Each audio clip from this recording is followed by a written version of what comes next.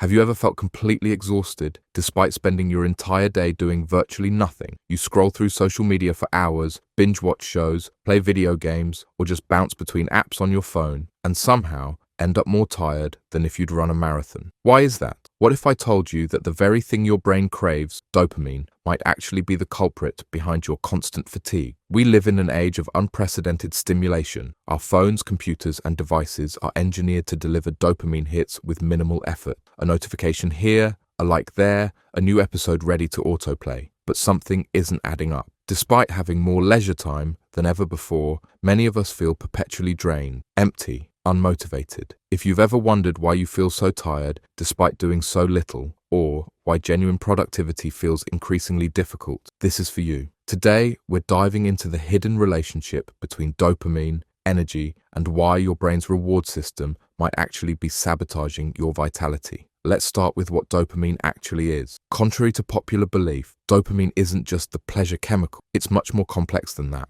Dopamine is primarily a motivational neurotransmitter. It doesn't just reward you for action, it drives you to take action in the first place. Think about it. When you're hungry, dopamine motivates you to seek food. When you're working on a project, dopamine keeps you focused on reaching the finish line. It's the anticipation of reward, not just the reward itself, that dopamine primarily manages. But here's where things get interesting. Your brain doesn't have an unlimited supply of dopamine. Like any biological resource, it operates on a balance. Use too much too quickly, and you'll find yourself in a deficit. Imagine dopamine as the fuel in your motivational tank. Every time you experience something pleasurable, whether it's a bite of chocolate, a notification, or an episode of your favorite show, you're using some of that fuel. And in today's world, we're burning through our dopamine reserves faster than ever before. So how exactly is dopamine making you tired? It comes down to something I call the dopamine exhaustion cycle. When you constantly engage with high stimulation, low effort activities, scrolling social media, binge watching, or playing addictive games, you're creating massive spikes in your dopamine level. Your brain responds to these unnatural dopamine surges by developing tolerance. It starts down-regulating dopamine receptors, making them less sensitive. This creates a problematic cycle. You seek more stimulation, which provides less satisfaction, which makes you seek even more stimulation, all while feeling increasingly empty. Have you noticed how the first episode of a show feels exciting, but by episode 5, you're just numbly continuing? Or how checking social media used to feel rewarding, but now it's just something you do automatically. That's dopamine tolerance in action. But here's where fatigue enters the picture. These constant dopamine surges and crashes create a state of neurochemical volatility that's incredibly draining for your system. Your brain is working overtime to process these stimuli, regulate your neurochemistry, and try to maintain balance. The result? Profound mental fatigue. Even worse, these activities typically involve passive consumption. You're not creating anything. You're not moving your body. You're not engaging in deep thought. You're just absorbing, consuming, scrolling, and somehow this passive existence leaves you more exhausted than productive activity would. Let's dig deeper into the biology of why this happens. When dopamine is released in excessive amounts from artificial stimulation, it doesn't just affect your reward pathways, it cascades across multiple systems in your body. First, there's the impact on your executive function. The prefrontal cortex, responsible for decision-making, focus, and willpower, becomes overwhelmed and fatigued from constant dopamine fluctuation. This is why, after hours of scrolling, you find it harder to make decisions or focus on important tasks. Your brain's executive resources are depleted. Think about the last time you spent hours on your phone. Remember that foggy feeling afterward? That mental heaviness that made even simple decisions feel exhausting? Second, dopamine overload disrupts your natural energy regulation. Your body's stress response becomes chronically activated, releasing cortisol in unhealthy patterns. Over time, this hormonal imbalance affects everything from your sleep quality to your metabolic function. Third, and this is crucial, your dopamine receptors become less sensitive, requiring more stimulation to feel anything at all. Activities that should feel rewarding, like completing a task or having a meaningful conversation,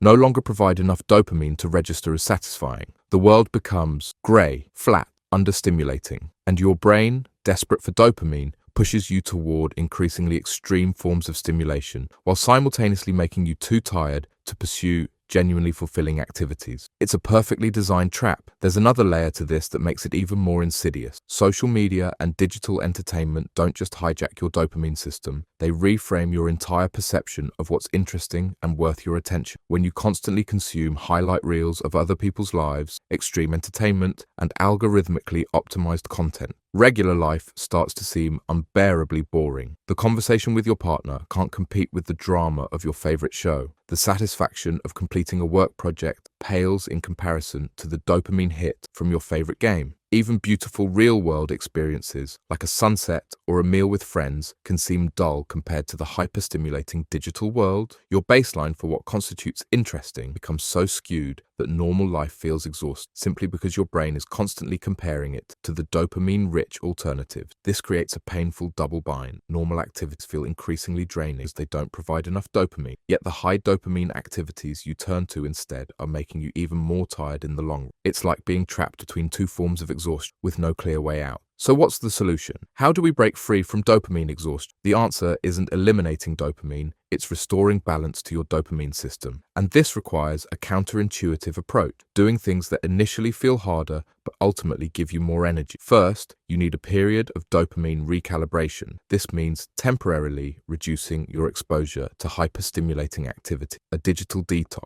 Less scrolling, fewer binges, more space for your neurochemistry to find equilibrium. During this recalibration period, you'll likely feel bored, restless, even irritable. That's your brain protesting the change. It's temporary, I promise. After even a few days of reduced stimulation, something remarkable happens. Your dopamine receptors begin to upregulate. They become more sensitive again. Suddenly, simpler pleasures start to feel genuinely rewarding. Second, you need to introduce what I call high-effort, high-reward activity. These are pursuits that require initial energy investment but produce authentic, sustainable dopamine release. Exercise, which releases not just dopamine, but endorphins and BDNF, a protein that helps grow new neural connections. Creative pursuits, which engage your brain in a state of flow where time seems to disappear and you're fully present. Learning new skills, which creates a sense of progress and competence that artificial stimulation can never provide. Deep social connection, which activates reward pathways meant to reinforce our most fundamental human need for belonging. These activities might feel harder to start.